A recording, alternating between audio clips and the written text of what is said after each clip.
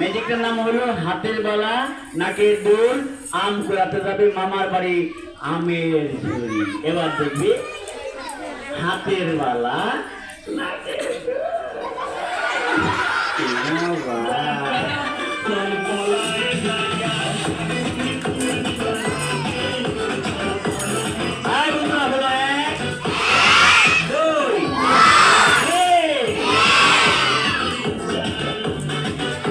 মামার বাড়ি আমের ঝুড়ি হতে পারে।